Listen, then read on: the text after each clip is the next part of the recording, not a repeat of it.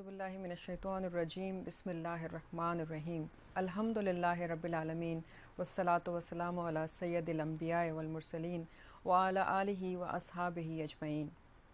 Programme इल्म व आगही के लम्हात अल्लामा कौकब नूरानी के साथ मैं आपकी मेज़बान फ़रहाना उवैस और सैयद हम्माद हुसैन हाजिर हैं और सलाम अर्ज़ करते हैं। आज हमारे प्रोग्राम का मौजू है इख्तियारात मुस्तफ़ा सल्लल्लाहु अलैहि व आलिहि वसल्लम। आज के मौजू की मुनासबत से अगर आप कॉल करना चाहें, कोई सवाल आपके जहनों में हो, ज़रूर कॉल कीजिए और हमसे यानी यहाँ पर मौजूद अल्लामा साहब से उसका जवाब लीजिए। हमारे प्रोग्राम में एक सेगमेंट बच्चों की बिस्मिल्लाह के लिए होता है। अगर आपके घर में कोई बच्चा छोटा है, इस उम्र को पहुँच चुका है कि उसके बिस्मिल्लाह हो जानी चाहिए, तो स्क्रीन पर दिए हुए नंबर पर डायल करके आप अपने बच्चे का नाम रजिस्टर करवा सकते हैं ताकि वो इस प्रोग्राम में आए और यहाँ पर उसकी बिस्मिल्लाह पढ़ाई जाए। और साथ साथ ये भी बताते चलें कि जो कॉलर्स हमें कॉल करके सवालात पूछ रहे होते हैं, उनमें से किसी एक कॉलर को अच्छे सवाल पर क्यों मोबाइल की जानिब से एक अदद मोबाइल तोहफ़तन दिया जाता है। हमारे साथ तशरीफ़ फरमा है एक हर दिल अज़ीज़ और मकबूल शख्सियत जो अपने धीमे और मीठे लहजे की वजह से दिल में उतरने का फ़न खूब अच्छी तरह जानते हैं और यही उनका खूबसूरत अंदाज़ है जिसकी वजह से लोग बेहद आपसे प्यार करते हैं, बहुत एहतराम करते हैं और आपको हमेशा सुनना चाहते हैं। हमारे साथ तशरीफ़ फरमा है ख़तीब मिल्लत अल्लामा डॉक्टर कौकब नूरानी उकाड़वी साहब। मैं आपको खुश आमदीद कहूँगी। अस्सलाम वालेकुम। जी वालेकुम अस्सलाम व रहमतुल्लाहि व बरकातुहू।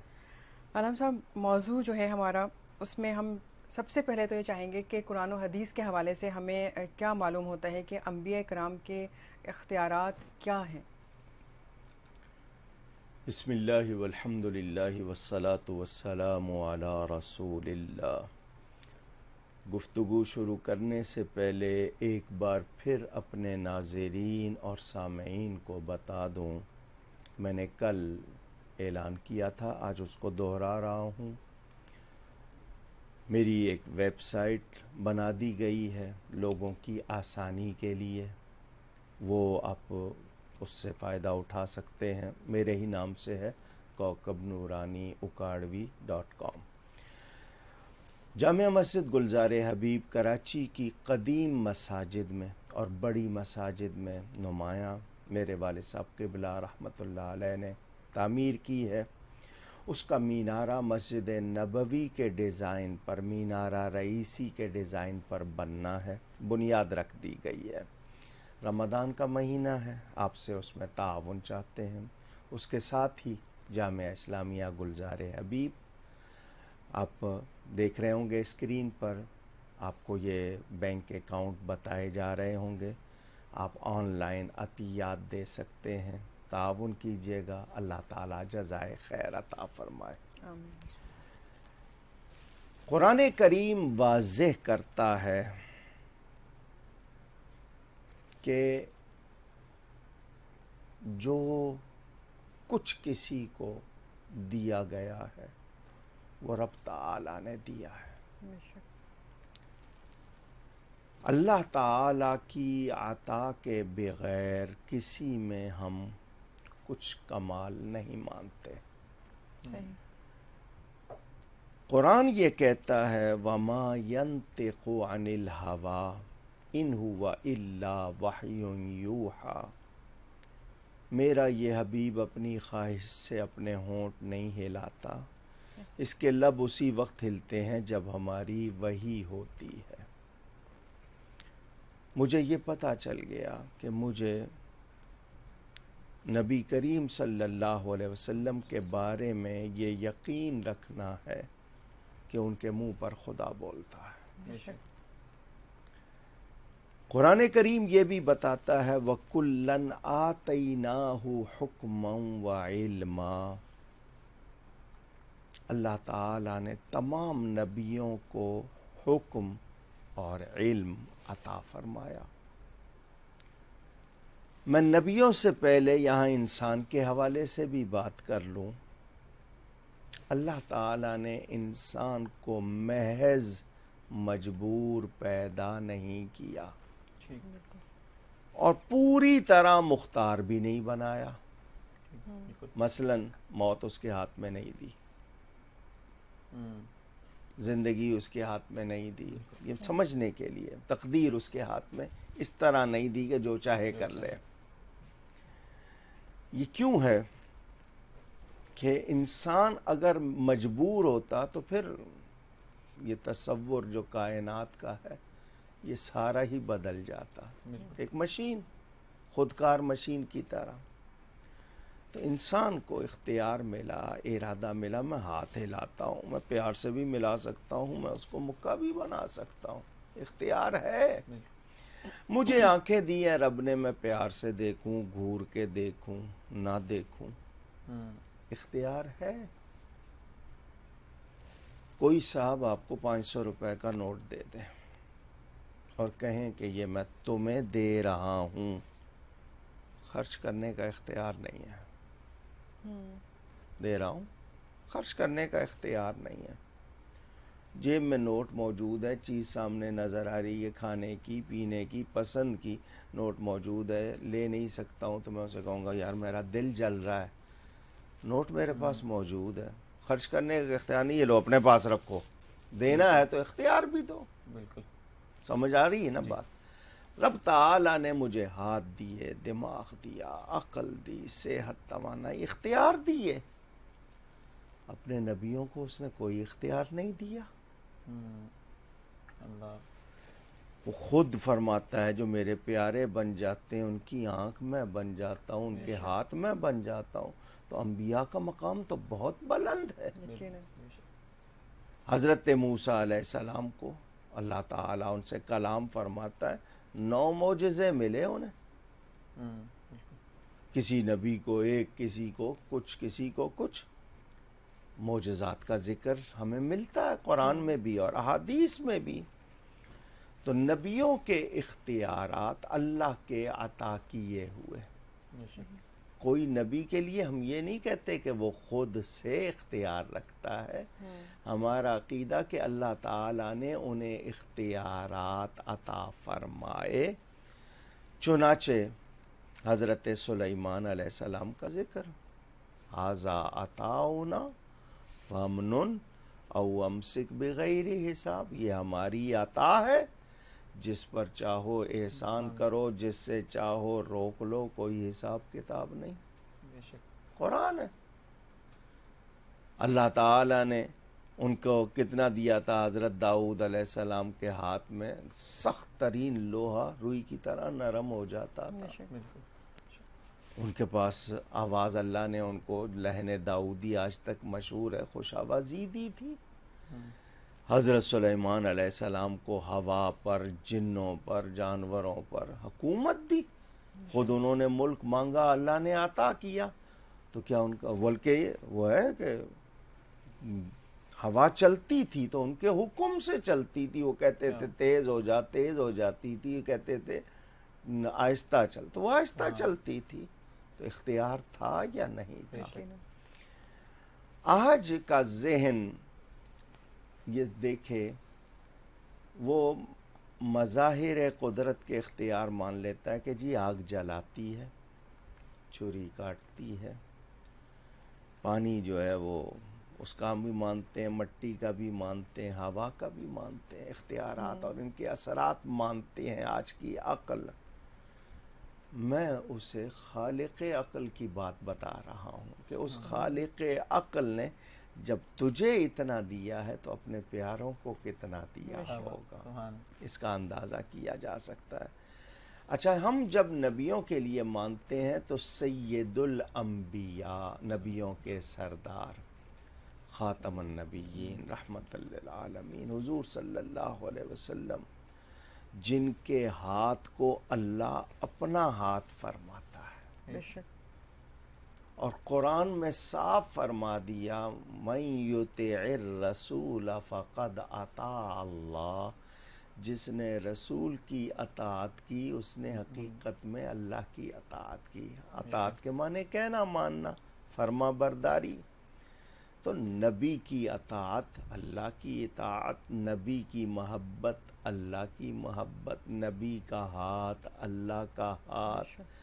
تو نبی مظہر ذات ہے. نبی کریم صلی اللہ علیہ وسلم مظہر ذات ہیں، اللہ کی ذات و صفات کے کامل مظہر. ان میں ہمیں اللہ ہی کے جلوے نظر آئیں گے. تو تو اللہ تعالیٰ نے انہیں اختیار دیا دنیا میں، اور آخرت میں تو انہی کے اختیار ظاہر ہوں گے. تو وہ اللہ کی عطا سے اختیار رکھتے ہیں. اب اس کی مثالیں قرآن میں بھی ہیں، حدیث میں بھی ہیں، اور واضح ہیں. ایک واقعہ ایسا ہے کہ میں آپ کو سناتا ہوں، کوئی انکار نہیں کر سکتا، کسی مکتب فکر کا کوئی شخص. سورہ توبہ کی آخری آیتیں ہیں. لقد جاءکم رسول من انفسکم عزیز علیہ ما عنتم حریص علیکم بالمؤمنین رؤوف الرحیم. اور اس سے اگلی آیت میں پڑھ چکا ہوں چونکہ، تو آپ کو بتا رہا ہوں. اس سے اگلی آیت فَإِن تَوَلَّوْا فَقُلْ حَسْبِيَ اللَّهُ لَا إِلَٰهَ إِلَّا هُوَ عَلَيْهِ تَوَكَّلْتُ وَهُوَ رَبُّ الْعَرْشِ الْعَظِيمِ. یہ میں نے کیوں پڑھ دی ہے؟ وہ جو محبت سے سن رہے ہیں ایمان والے، اس آیت کو صبح اٹھتے ہی پڑھ لیں تو شام تک مریں گے نہیں، اور شام کو پڑھ لیں گے تو اگلی صبح تک نہیں مریں گے، اور جس دن موت آنی ہوگی پڑھنا یاد نہیں رہے گا. تو یہ حفاظت کے لیے میں نے بہرحال بتا دی یہ بات.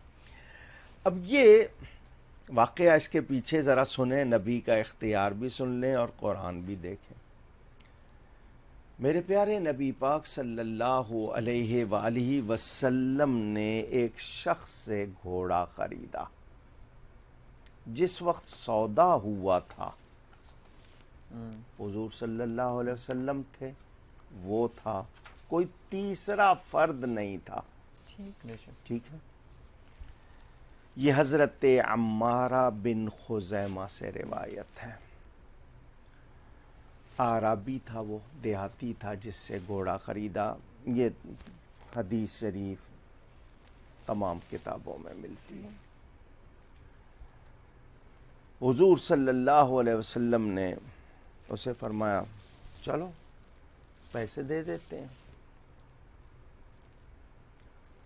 وہ اس کے ذہن میں سودا کرنے کے باوجود ہوتا ہے نا بعض لوگ کہ کوئی اور گاہک مل جائے زیادہ کا، میں بیچ دیتا ہوں. لوگوں کو معلوم نہیں تھا کہ یہ بیچ چکا ہے اور حضور خرید چکے ہیں. اس نے حضور صلی اللہ علیہ وسلم سے کہا یہ لیجئے ورنہ میں آگے فروخت کیے دیتا ہوں. حضور نے فرمایا میں نے تجھ سے گھوڑا خرید لیا ہے. اس نے کہا نہیں، خدا کی قسم میں نے آپ کو فروخت نہیں کیا. جب اس نے یہ کہا تو حضور نے فرمایا بلا شبہ تو نے مجھ سے سودا کر لیا ہے. صحابہ کو بات سن کے غصہ آ جاتا تھا، کیونکہ نبی کے بارے میں اس سے یہ تاثر جا رہا ہے کہ شاید وہ غلط بیانی کر رہے ہیں. تو نبی کے بارے میں کوئی غلط تاثر دے مسلمان برداشت نہیں کرے گا. اس شخص نے دوسروں کو کہا غصہ نہ کرو، یہ بتاؤ جب سودا ہوا تھا تم تھے؟ نہیں تھے نا، چپ رہو. حضور صلی اللہ علیہ وسلم سے اس نے کہا کہ آپ جو شریعت لائیں اس میں بھی یہ قانون ہے کہ ہر معاملے کا کوئی نہ کوئی گواہ ہوتا ہے. تو میں نے اگر گھوڑا بیچا اور آپ نے خریدا ہے، کوئی گواہ پیش کر دی. اب وہ آج جس طرح ہمارا مزاج پاکستان میں ہے کہ سچی گواہی دینی نہیں ہے اور جھوٹی کو تیار ہے، وہ وقت ایسا تو نہیں تھا کہ اور پھر نبی پاک صلی اللہ علیہ وسلم جہاں سچ کے علاوہ تصور بھی نہیں. فرمایا جب سودا ہوا تھا تو تھا، میں تھا. اس نے کہا جی کو گواہ. حضرت خزیمہ رضی اللہ تعالی عنہ اسی وقت آگے بڑھے. حضور کیا معاملہ؟ حضور نے بتایا اس نے گھوڑا بیچا اور میں نے خریدا. یہ کہتا ہے کہ اگر سودا ہوا ہے تو گواہی دیجیے. حضرت خزیمہ کا ایمان دیکھیے، صحابی کا عقیدہ دیکھیے. آگے بڑھ کر اس اعرابی کو کہتے ہیں میں خزیمہ گواہی دیتا ہوں کہ تو نے گھوڑا بیچا اور میرے نبی صلی اللہ علیہ وسلم نے خریدا. میرے حضور صلی اللہ علیہ وسلم مسکرائے. گواہ تو اس کو کہتے ہیں جس نے موجود ہو کر دیکھا ہو، سنا ہو. فرمایا تم تو اس وقت موجود نہیں تھے، تو تم نے کیسے گواہی دی؟ اب صحابی کا جواب بھی سن لیجئے. کہتے ہیں میں نے خدا کو بھی نہیں دیکھا. اللہ آپ سے سن کر گواہی دے رہا ہوں. تو جب میں بن دیکھے خدا کی آپ سے سن کر گواہی دے سکتا ہوں تو بن دیکھے سودے کی گواہی کیوں نہ دوں؟ حضور کی تصدیق ہی ہے نا جس سے میں گواہی دے رہا ہوں. حضور صلی اللہ علیہ وسلم انعام دیتے ہیں. یہ نہیں فرماتے خزیمہ بس ٹھیک ہے محبت میں تم نے کہا بہت اچھی بات ہے خوش رہو. نہیں، حضور نے انعام دیا. فرمایا میرے صحابیوں قانون یہ ہے کہ ہر معاملے کے 2 گواہ ہوتے ہیں. جس معاملے کا گواہ یہ خزیمہ ہو اس ایک کی گواہی کو 2 کے برابر سمجھنا. یہ اختیار مصطفیٰ حضور صلی اللہ علیہ وسلم نے اس ایک کی یعنی ان کی گواہی کو 2 کے برابر کر دیا. اور ان ایک کی اکیلے کی گواہی مل جائے نا تو 2 کی ضرورت نہیں ہے. اب میں یہاں جو بات کرنا چاہتا ہوں وہ سنیں. قرآن کریم کے بارے میں فیصلہ کیا گیا کہ کاغذوں پر ہے یا کپڑے پر ہے، چمڑے پر ہے، چھال پر ہے، ہڈی پر ہے، سارا اس کو ترتیب سے، جو ترتیب تو حضور بتا چکے تھے، ایک جگہ نسخہ بنایا جائے. تو قانون بنا کہ ہر آیت 2 افراد سے سنی جائے گی. اس کے بعد وہ اسی طرح اس کی ترتیب تاکہ رہے. یہ جو آخری 2 آیتیں سورہ توبہ کی حضرت خزیمہ کے سوا کوئی نہیں سنا رہا. اب مسئلہ ہے کہ وہاں 2 کا سن کے لکھنا ہے. تو حضرت خزیمہ نے کہا بھول گئے ہو، میرے نبی نے پہلے ہی کہہ دیا تھا جس معاملے کا یہ گواہ ہو اس ایک کی گواہی کو 2 کے برابر سمجھنا. اب ان کی گواہی اور نبی کے اس اختیار کو نہ مانے تو قرآن کی صحت کیسے ثابت کریں گے؟ سمجھ آئی آپ کو؟ تو حضور کا اختیار کہ ایک کی گواہی کو 2 کے برابر کر دیا. یہ ان کی اختیار ہے اللہ تعالیٰ کی طرف سے. مجھے اس واقعے سے حضرت خزیمہ کی عقیدت، محبت، ایمان اور یقین کا بھی پتہ چلا، نبی کے اختیار کا بھی پتہ چلا، قرآن کے حوالے سے بھی واضح ہوا. اور نبی کریم صلی اللہ علیہ وآلہ وسلم کے یعنی اختیارات کا یہ کہنا، قرآن کہتا ہے وَأَشْهِدُوا ذَوَيْ عَدْلٍ مِّنْكُمْ، تم میں سے 2 گواہ ہونے چاہیے. نبی ایک کو 2 کے برابر کر رہے ہیں تو یہ اللہ کی طرف سے ان کے لیے ثابت ہے یا نہیں؟ تو یہ کہنا کہ نبی کچھ نہیں کر سکتے بہت بڑی یہ گستاخی ہوگی. جو ایسا کہتا ہے وہ بالکل ناسمجھ، ناواقف ہے، نادان ہے. اس نے میرے نبی پاک صلی اللہ علیہ وسلم کو نہیں جانا. اب ایک واقعہ اور سناتا ہوں. بخاری شریف میں ہے، مسلم میں ہے، دیگر کتابوں میں. حضور صلی اللہ علیہ وسلم کے پاس ایک شخص آیا اور آ کر کہا کہ جی میں ہلاک ہو گیا ہوں. ہلاک تو برباد ہو گیا ہوں. کیا ہوا؟ حضور جو کام روزے کی حالت میں نہیں کرنا تھا وہ کر بیٹھا ہوں. شادی شدہ شخص تھا، اشارے سے بات میں نے سمجھ کی ہے. بیوی کے قریب نہیں جانا تھا، چلا گیا. حضور صلی اللہ علیہ وسلم نے فرمایا 60 مسکینوں کو کھانا کھلا سکتے ہو؟ اس نے کہا جی اتنی سکت نہیں ہے، اتنی حیثیت نہیں ہے. فرمایا غلام آزاد کر سکتے ہو؟ اس نے کہا جی اتنی بھی میری سکت نہیں ہے، کمزور ہوں، پیسے والا نہیں ہوں. فرمایا 60 روزے رکھ سکتے ہو پے در پے مسلسل؟ یہ 58 کے بعد اگر ایک چھوڑ دیا تو وہ 58 گئے، یعنی 60 تک ناغا نہیں ہونا ہے. اس نے کہا جی 30 نہیں رکھے گئے تو 60 کہاں سے رکھے جائیں گے؟ یہ بھی نہیں کر سکتا. 3 باتیں. غلام آزاد کر، نہیں کر سکتا. 60 مسکینوں کو کھانا کھلاؤ، نہیں کھلا سکتا. 60 روزے رکھو، نہیں رکھ سکتا. اتنے میں کوئی کھجوروں کی ٹوکری حضور کی بارگاہ میں کسی نے آ کر ہدیہ کی. صحابہ کرام محبت والے ہدیہ لاتے تھے. حضور صلی اللہ علیہ وسلم کی بارگاہ میں وہ ہدیہ کی. حضور صلی اللہ علیہ وسلم نے فرمایا وہ کہاں ہے وہ جو کہہ رہا تھا روزہ توڑ بیٹھا ہے؟ وہ کہنے کا جی میں بیٹھا ہوں. فرمایا یہ کھجوریں لے لے اور مدینہ منورہ کے غریبوں میں تقسیم کر دے، تیرا کفارہ ہو جائے گا. اس نے کھجوروں کی ٹوکری لی، سر پہ رکھی اور کہنے لگا پورے مدینے میں مجھ جیسا غریب ہی کوئی نہیں ہے تو میں خود رکھ لوں. اس کی یہ بات سن کر نبی پاک صلی اللہ علیہ وسلم اتنا ہنسے کہ آپ کی داڑھیں نظر آنے لگ گئیں. عجیب آدمی ہے. میں نے کہا غلام آزاد کر نہیں کر سکتا، 60 روزے نہیں رکھ سکتا، 60 مسکینوں کو کھانا نہیں کھلا سکتا، کھجوریں بھی میں دے رہا ہوں اور وہ بھی دوسروں کو نہیں دینا چاہتا، خود رکھنا چاہتا ہے. تو فرمایا فذهب اطعمہ اہلک، جا تو اپنے گھر والوں کو ہی کھلا دے، تیرا کفارہ ہو جائے گا. مگر ساتھ ہی یہ فرما دیا یہ صرف تیرے لیے ہے، تیرے سوا کسی اور کے لیے نہیں ہے. ھذا لک ولا لغیرک. ورنہ آج بھی یہی ہوتا، کیونکہ ہمارے پاس امت میں کسی عالم کے پاس کوئی آئے گا وہ یہی 3 باتیں کہیں گے، کیونکہ یہی شریعت ہے. غلام آزاد کرو، 60 مسکینوں کو کھانا کھلاؤ یا 60 روزے رکھو. ان میں تینوں میں سے کوئی ایک کام. اس کے بعد ہم فتویٰ نہیں دے سکتے، ہمارا کوئی اختیار نہیں. نبی کا اختیار دیکھیں. کھجوریں بھی خود دے رہے ہیں، فرما رہے ہیں خود ہی کھا لے، تیرا کفارہ ہو جائے گا. لیکن ساتھ فرما دیا صرف تیرے لیے.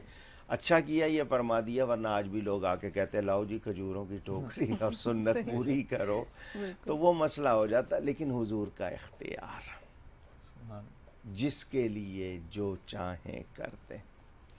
میں اس طرح کے واقعات آپ کو پروگرام میں اور بھی سناؤں گا.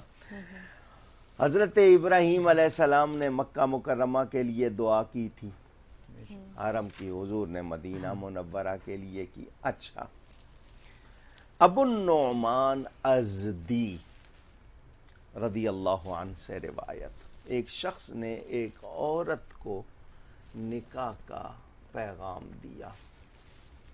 آپ کو کیا کہتے ہیں، پرپوز کرنا، کوئی پرپوزل بھیجنا، منگنی کہہ دیتے ہیں، انگیجمنٹ جس کو عربی میں خطبہ کہتے ہیں. بہرحال حضور صلی اللہ علیہ وسلم نے اس شخص سے فرمایا مہر دو، عورت کا مہر جو آپ کہتے ہیں مہر دو. اس نے کہا جی میرے پاس کچھ بھی نہیں. 3.25 تولے چاندی سے کم مہر نہیں ہو سکتا، کم از کم اتنا ہو، 3.25 تولے چاندی.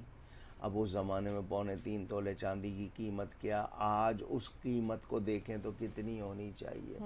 بھئی اتنی تو ہو کہ عورت کو عدت گزارنی ہے تو وہ کسی سے مانگے بغیر گزار سکے. علامہ صاحب وہ جو کہتے ہیں کہ جی 32 روپے شرعی ہے، یہ کیا پھر کہانی ہے؟ وہ ایک زمانہ ہوگا کہ یہ جو اس زمانے کے 32 روپے 4 آنے آج کے کتنے ہیں. جس زمانے میں 32 روپے 4 آنے تھے، اس 32 روپے 4 آنے میں بندہ سعودی عرب عمرہ کر کے آ جاتا تھا. 20 روپے ٹکٹ تھی ایک زمانے میں کراچی سے جدہ کی. تو آج بچے کو اب آئس کریم نہیں اتنے میں دلا پاتے ہیں. فرق ہو گیا نا. تو اس زمانے کے 32 روپے 4 آنے کو ذرا آج پہ نکالیں کہ کتنی قیمت بنتی ہے. تو میں نے بتایا 3.25 تولے چاندی سے کم مہر نہیں ہو سکتا. اب اس زمانے میں 3.25 تولے چاندی اور آج اس کی رقم شمار کی جائے. لوگ جو ہیں وہ وہاں پر ویسے تو ہال مل جائے 5 لاکھ کا، ڈشیں آئیں اس میں بھلے سے کھانا آئے جی، وہ جو ذرا اچھی والی ڈش ہونی چاہیے، کرسیوں کو ذرا غلاف اچھے ہونے چاہیے، وہاں 50 لاکھ خرچ کر دیں. مہر 32 روپے 4 آنے فاطمی رکھنا ہے، وہاں شریعت یاد آ جاتی ہے، دینا نہیں چاہتے. عجیب لوگ ہیں، حالانکہ خود کو ہی ملنا ہے، کسی اور کو تو نہیں ملنا ہے نا وہ، لیکن بس ایک مزاج ہے. حالانکہ اچھے مہر والی عورتیں اچھی قرار دی گئی ہیں، کہ جن کے مہر اچھے ہوں وہ اچھی قرار دی گئی ہیں. اب دیکھیں حضور صلی اللہ علیہ وسلم فرماتے ہیں مہر دو، وہ کہتا ہے جی میرے پاس کچھ بھی نہیں ہے. چلو آپ کے پاس چاندی نہیں ہے، نقدی دے دو. نقدی نہیں ہے، کچھ اور کپڑے دے دو. کچھ نہیں. وہ کہتا ہے جی ہے ہی کچھ نہیں. اب میرے نبی کا اختیار دیکھیں. فرمایا تجھے قرآن کی کوئی صورت نہیں آتی؟ اس نے کہا جی آتی. فرمایا وہی سکھا دے، تیری طرف سے اس کا مہر ہو جائے گا. سبحان اللہ. لیکن یہ ہر ایک کے لیے نہیں ہے، نبی کا اختیار ہے. جن کو انہوں نے دے دیا بس جو حضور نے اس کے لیے، یا تو یہ نا کہ امت میں قانون بنایا، وہ ان کا اختیار بتا رہا ہوں میں آپ کو. اچھا قربانی کے لیے کیا حکم ہے؟ بکرا بکری کتنے کے لیے ہوتا ہے؟ 1 سال کے لیے.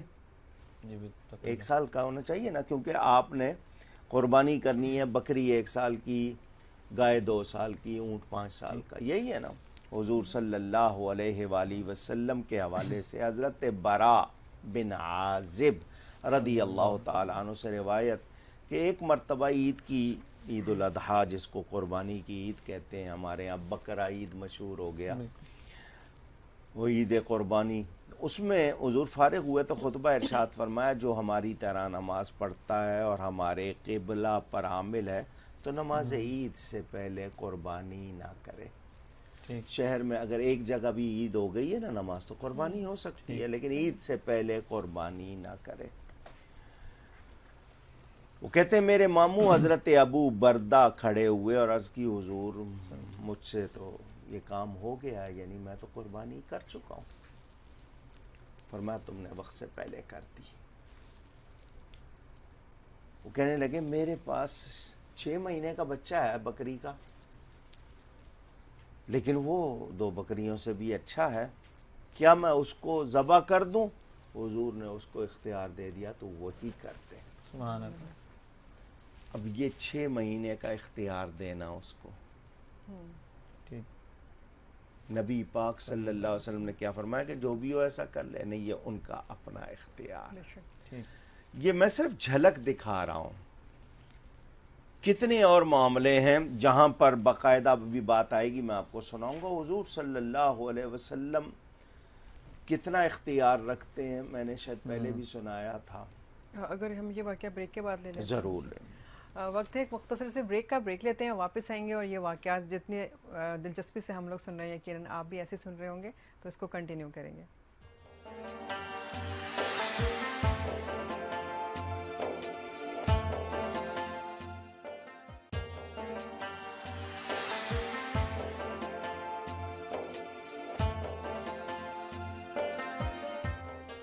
السلام علیکم ورحمۃ اللہ وبرکاتہ. پروگرام میں ایک بار پھر خوش آمدید. اور آج علامہ صاحب گفتگو فرما رہے ہیں اختیارات مصطفیٰ صلی اللہ علیہ وآلہ وسلم کے حوالے سے. آپ کے ذہن میں کوئی سوال ہو ضرور کال کیجئے. یہاں پر موجود ہیں علامہ کوکب نورانی اکاڑوی صاحب جو آپ کے سوالات کا جواب دیں گے. ایک کالر بھی ہیں لائن پہ، ان کا سوال بھی شامل کرتے ہیں. السلام علیکم. السلام علیکم. وعلیکم السلام. جی میں مسز توصیف بات کر رہی ہوں پشاور سے. جی کیا سوال ہے آپ کا؟ سوال پہلا تو یہ حق مہر کے حوالے سے ہے کہ کچھ بیویاں جو ہوتی ہیں وہ کہتی ہیں ہم نے حق مہر معاف کیا، تو کیا اسلام میں ایسا ہے کہ حق مہر معاف کیا جا سکتا ہے؟ اچھا. اور دوسرا سوال ہے کہ عید الاضحیٰ کے بعد کچھ لوگوں کی شادیاں ہوتی ہیں تو وہ ایسا کرتے ہیں کہ گوشت بانٹتے نہیں ہیں، وہ رکھ دیتے ہیں کہ ہم شادی میں اس کو بنا کے ڈشز وغیرہ بنا کے تو یہ لوگوں کو کھلائیں گے، یا گوشت سارا خود رکھ لیتے ہیں. تو کیا ایسا جائز ہے؟ ایسا کرنا ٹھیک ہے؟ اور ایک چھوٹی سی ریکویسٹ ہے کہ ہم چاہتے ہیں کہ ایک پروگرام حضرت عائشہ صدیقہ کی سیرت پہ کیا جائے، اور ایک جو ہے جیسے غسل ہے، جنازہ، میت، اس کے احکامات کچھ لوگوں کو پتہ ہوتا ہے کچھ کو نہیں، تو ان کے بارے میں بھی ایک پورا پروگرام کیا جائے.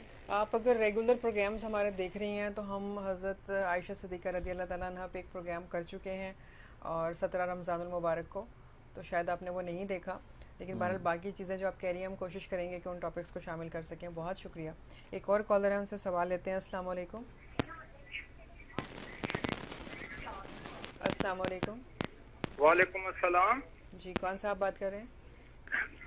میں محمد زبیر عرض کر رہا ہوں کامرا سے. نورانی صاحب کو سلام پیش کرنا ہے اور سوال کرنا ہے. جی کیجیے. وعلیکم السلام.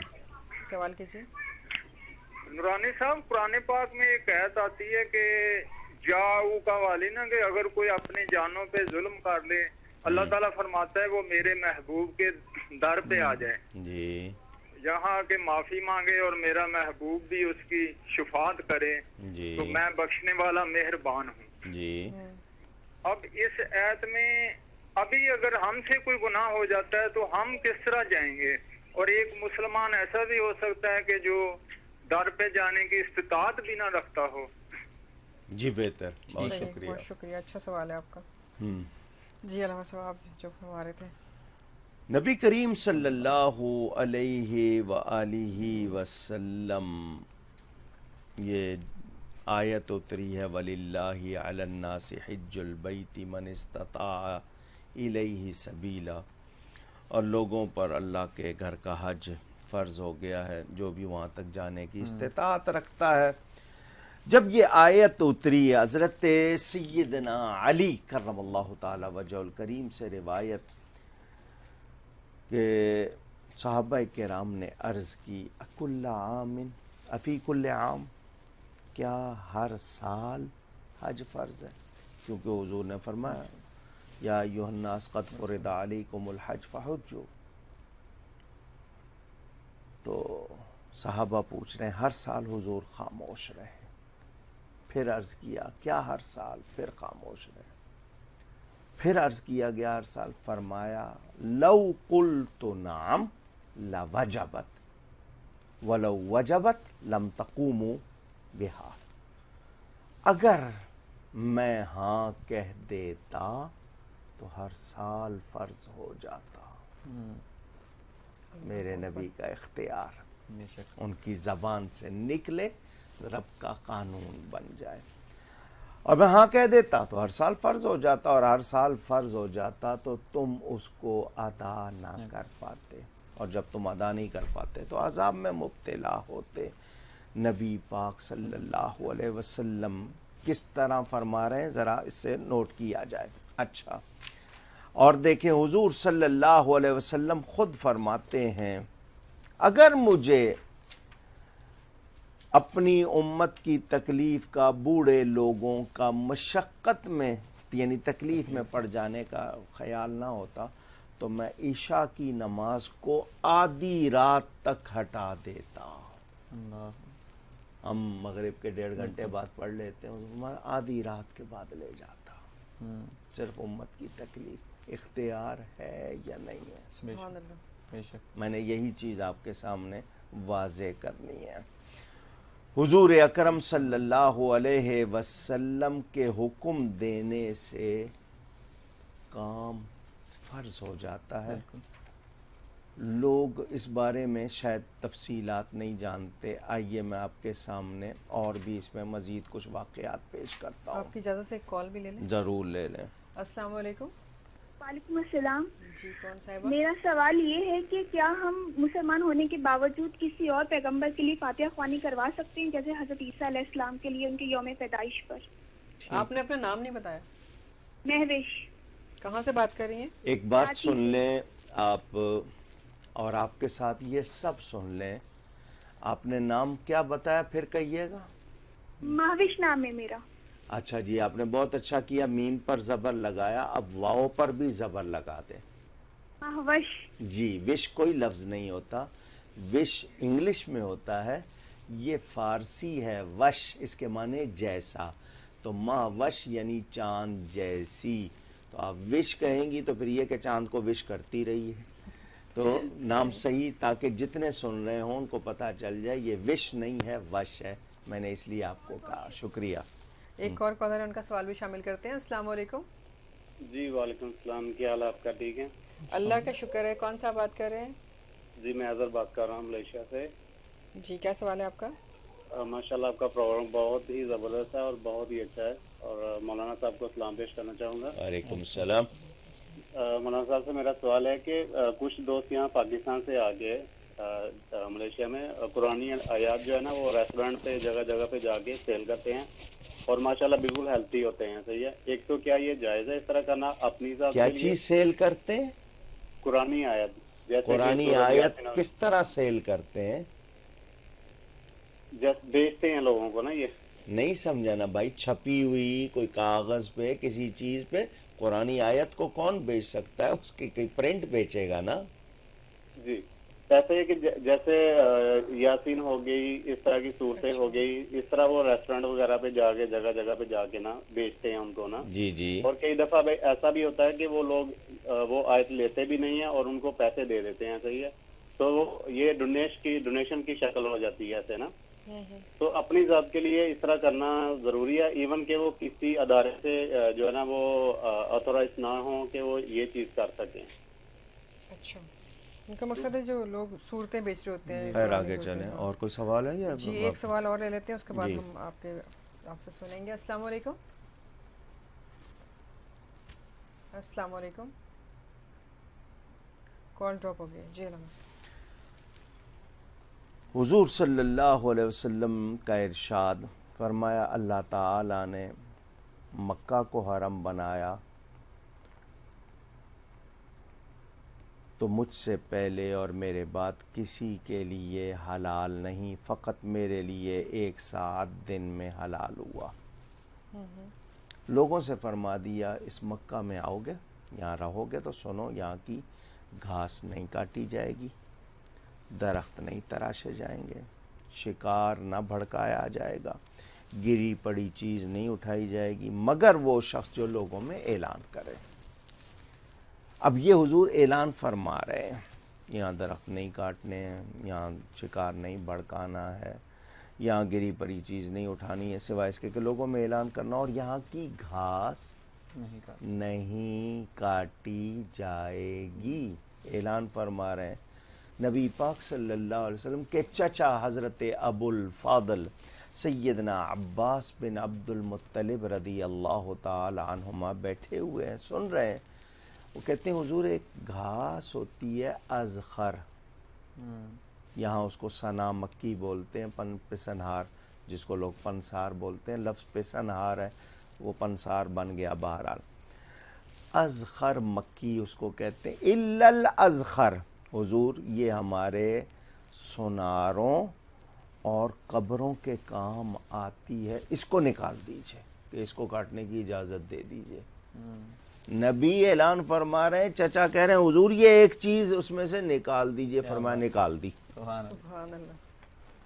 اختیار ہے یا نہیں ہے؟ ذکر ہو رہا ہے کہ اللہ نے مکہ کو حرم بنایا، یہاں کی گھاس نہیں کاٹنی. وہ کہتے ہیں جی ایک یہ چیز نکال دیں. فرمایا نکال دی. اندازہ کریں صحابہ کرام کا نبی پاک پر یقین اور اعتقاد دیکھیں. اور نبی، میں تو سیدھی سی بات کرتا ہوں، حضور صلی اللہ علیہ وسلم نہ ہوں ہمارے پاس رہ کیا جاتا ہے؟ اور وہ نہیں ہوتے تو یہ دنیا تو قائم ہی نہ ہوتی، کائنات ہی نہ بنتی، رب رب ہو کر ظاہر نہ ہوتا. اندازہ کریں. اور سنیں، نبی کریم صلی اللہ علیہ وسلم کے اختیارات صرف اسی حوالے سے نہیں ہیں بلکہ اس سے آگے دیکھے جائیں. نبی کریم صلی اللہ علیہ وسلم نے جس کے لیے جو فرما دیا. اب میں حضرت سیدہ زینب بنت جہش کے اگر نکاح کے حوالے سے بات کروں یا بریرہ اور مغیث کا واقعہ سناؤں، حضرت زید کی باتیں سناؤں، ایک تفصیل ہے میرے پاس. حضرت علی کے لیے فرما دیا تمہارا حال میں مسجد میں آ سکتے ہو. اللہ. اپنی بیٹی کے لیے فرما دیا جو چاہے کر سکتی ہے. اختیار ہے سب کے لیے، وہ قانون نہیں، نبی کا اختیار میں نے بتانا. آئیے ایک میں بات آپ کو اور سناؤں، اس حوالے سے بھی آپ کو پتہ لگ جائے کہ نبی کریم صلی اللہ علیہ وسلم کا اختیار نہ مانے ہمارے پاس تو رہتا ہی کچھ نہیں ہے. حضور اکرم صلی اللہ علیہ وسلم خواتین کے معاملے میں بھی، تو میں نے مردوں کی بات سنائی، میں خواتین کی بھی دو ایک باتیں آپ کو سنا دوں.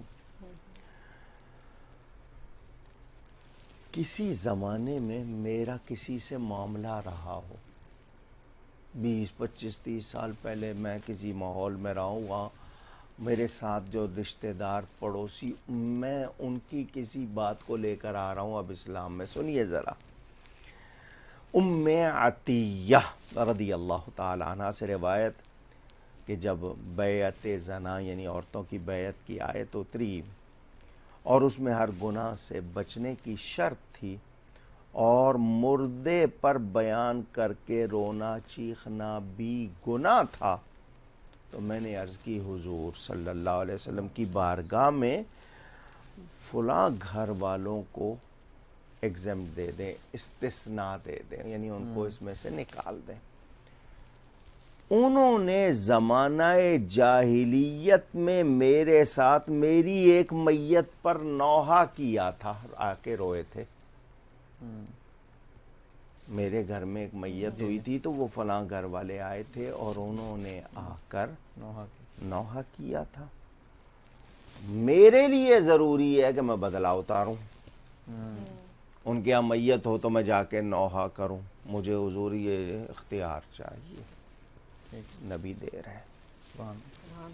ہم سب ایک کالر ان کا سوال شامل کرتے ہیں۔ السلام علیکم۔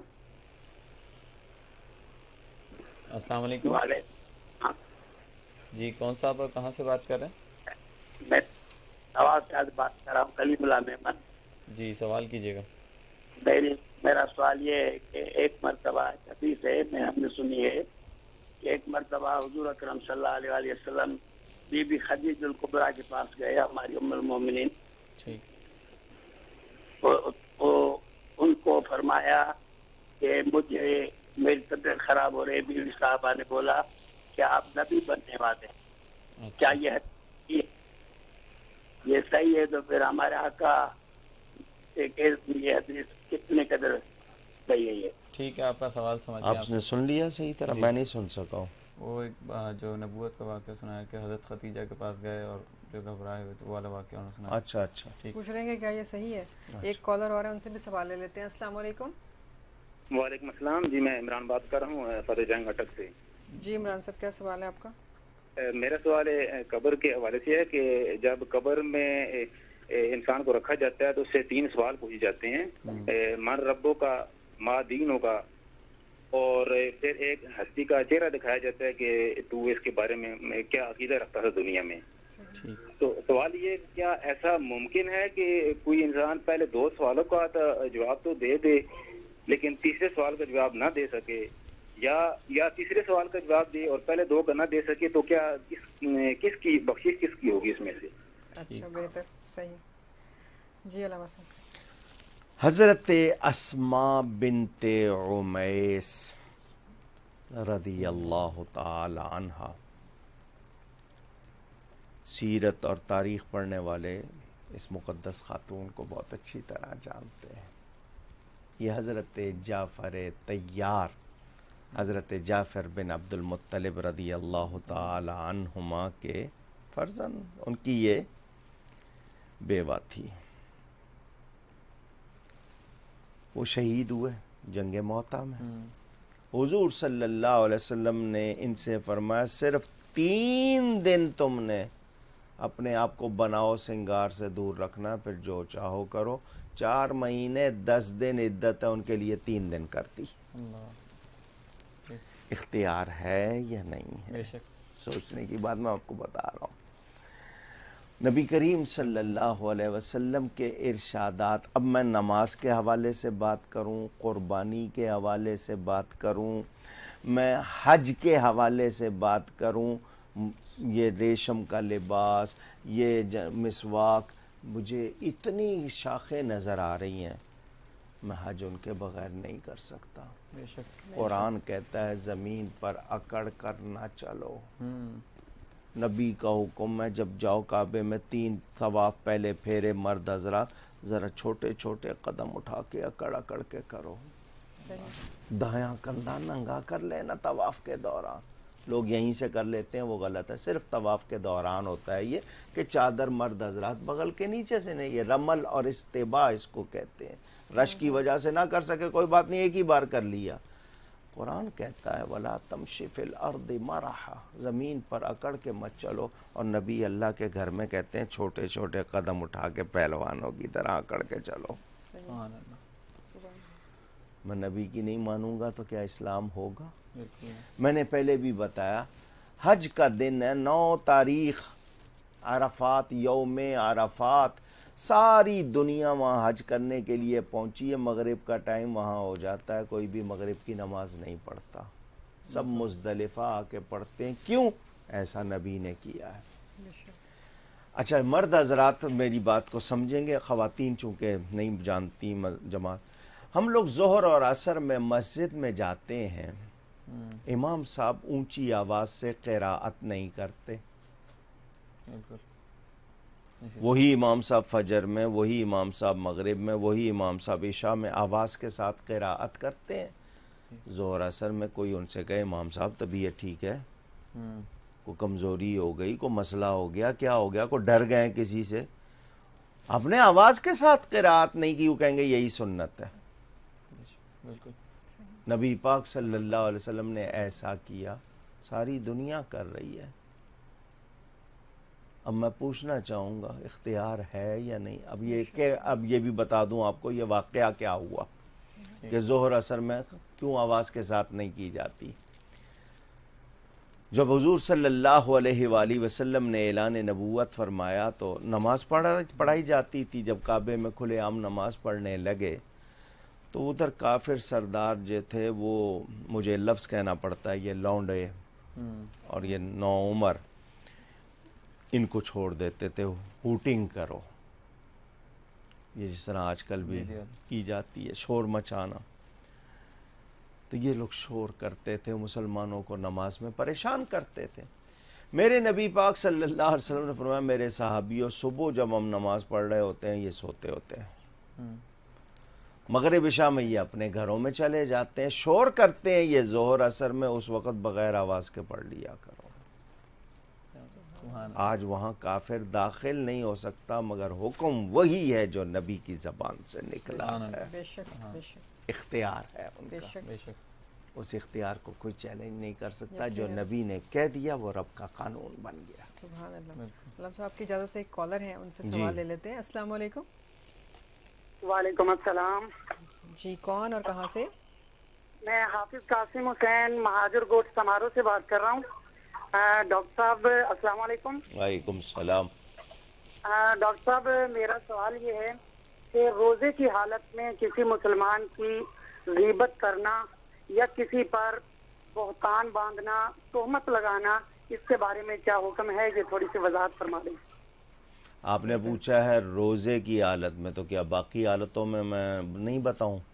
جی بالکل باقی حالت. بہت شکریہ، بہت شکریہ. جی علامہ صاحب جس طرح بھی آپ نے ذکر کیا نبی علیہ السلام کہ آپ نے حکم فرمایا اور تمام جو امام ہوتے ہیں وہ اسی کو فالو کرتے ہیں آج بھی، تو کچھ لوگوں کا ایسا کہنا ہے کہ جو نبی نے کہا وہ نہیں مانیں گے، جو اللہ نے کہا یعنی قرآن میں جو ہے بس وہی مانیں گے، وہ اسی وقت کے لیے حکم تھا، اب ہمارے لیے نہیں ہے ایسا حکم. تو کیا اس بارے میں اگر آپ بیان فرمائیں. ایسی بات جو بھی کرے گا یقیناً یہی کہہ سکتا ہوں کہ یا اس کا علم یا اس کی فہم ناقص ہے. نبی کے اختیار اور نبی کی شان اور نبی کے مرتبے میں کسی طرح کمی کرنا میرے ایمان کو ضائع کرتا ہے. میرے نبی پاک صلی اللہ علیہ وسلم کے لیے جب اللہ فرماتا ہے جس نے نبی کا کہنا مانا اس نے اللہ کا کہنا مانا،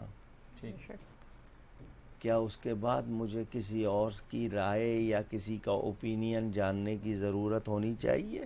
بالکل. تو جو لوگ ایسی باتیں کرتے ہیں وہ ناسمجھ ہیں، وہ نہیں جانتے، نہ ان کے پاس علم صحیح ہے نہ فہم سمجھ صحیح ہے، ورنہ وہ ایسی بات نہ کرتے. مجھے اتنا بتا دیں، نماز کی رکعتیں قرآن میں مجھے بتا دیں کہاں ہیں. مغرب کی 3 رکعتیں ذرا مجھے قرآن سے نکال کے بتائیں. ترتیب میں نماز پڑھتا ہوں، کانوں تک ہاتھ اٹھانا ہے میں نے، اس کے بعد ہاتھ باندھنے ہیں، پھر ثنا پڑھنی ہے، ثنا کے بعد تعوذ، پھر تسمیہ، پھر فاتحہ، پھر قراءت، اس کے بعد میں نے رکوع میں جانا ہے. یہ رکوع کے بعد میں اٹھ کے کہتا ہوں سمع اللہ لمن حمیدہ. یہ رکوع سے اٹھ کے کیوں کہتا ہوں، سجدے سے اٹھ کے کیوں نہیں کہتا؟ میں رکوع میں کیوں نہیں تلاوت کرتا؟ تھوڑی سی تلاوت کھڑے ہو کے کر لوں، تھوڑی سی رکوع میں کر لوں، تھوڑی سی سجدے میں کر لوں. یہ ساری ترتیب مجھے قرآن میں دکھائے نہ کوئی، مگر میں نبی کا پابند ہوں. فرمایا سلو کما رأیتمونی اسلی، نماز پڑھو جس طرح مجھے پڑھتے ہوئے دیکھو. نبی نے سکھا دیا، قانون بن گیا. نبی کی ادائیں قانون ہیں. نماز کو دیکھا ہے کبھی؟ نماز میں آپ کو میں 2 منظر دکھاتا ہوں محبت سے. قیام ہے، رکوع ہے، سجدہ ہے، قعدہ ہے. قیام، رکوع، سجدہ، قعدہ. کھڑے ہونا، رکوع میں جانا، سجدہ کرنا اور بیٹھنا. ٹھیک ہے نا؟ نبی پاک صلی اللہ علیہ وسلم کا ایک نام ہے احمد. قیام میں الف کی شکل، رکوع میں ہے کی شکل، سجدے میں میم کی شکل، قعدے میں دال کی شکل. لفظ احمد کا نقشہ نظر آ رہی ہے نماز. کوئی سجدہ کر رہا ہے، آپ اس کے بائیں جانب کھڑے ہو جائیں. مجھے حدیث بتاتی ہے کہ سجدے میں بندہ اللہ کے بہت قریب، اس کو بہت پیارا ہوتا ہے. میں کوشش کی کہ کچھ مجھے اس میں اور بھی راز ملے، تو مجھے یہ راز ملا کہ سجدے کی حالت میں بندے کا پورا جسم لفظ محمد کی شکل بنا ہوتا ہے. اس کا سر میم ہے، دونوں ہاتھ اس کے یہ ہے ہیں، دوسری پیٹھ میم ہے، اور پاؤں کی انگلیوں تک دال بنا ہوا ہے. اسی لیے اللہ کو بہت پیارا لگتا ہے. مجھے تو یہ سمجھ آ رہی ہیں باتیں. اور کوئی یہ کہے کہ نہیں جی نبی کو اختیار ہی نہیں، تو میں پوچھنا چاہتا ہوں حج کیا ہے؟ سارا کس کی ادائیں ہیں؟ کوئی بتا دے. بالکل اللہ والوں کی ادائیں ہیں. تو جن کی ادائیں اتنی پیاری ہیں وہ خود کتنے پیارے ہوں. یقیناً. علامہ صاحب آپ کی اجازت سے ایک کالر ہے، ان سے سوال بھی لے لیتے ہیں. السلام علیکم. جی وعلیکم السلام. جی کون صاحب اور کہاں سے؟ جی میں رفیق بات کر رہا ہوں. میرا سوال قاری صاحب سے یہ ہے کہ موضوع پہ مسح کرنا کیسا ہے؟ ایسا کرنے والے کے پیچھے نماز پڑھنا کیسا ہے؟ اور کون سے موزے یہ ضرور بتائیں، موزے بتائیں کس چیز کے ہیں؟ جی کپڑے کے جو موزے عام طور پر استعمال کیے جاتے ہیں. چمڑے کے تو نہیں ہے نا؟ نہیں ہے. اچھا قاری غلام رسول سعیدی صاحب نے مسلم شریف کی ایک شرح لکھی ہے اور اس نے بھی موضوع پہ مسح کو صحیح قرار دیا ہے. کپڑے کے موضوع کو مجھے آئیڈیا نہیں. جی انہوں نے یہ نہیں مینشن کیا کہ کون سے موضوع. آپ نے ان کی عبارت نہیں سمجھی ہوگی. وہ کپڑے کے موزے کیسے کہیں گے؟ موزے ہوتے ہی چمڑے کے تھے، انہی کا بیان ہے. بہرحال آپ کا سوال نوٹ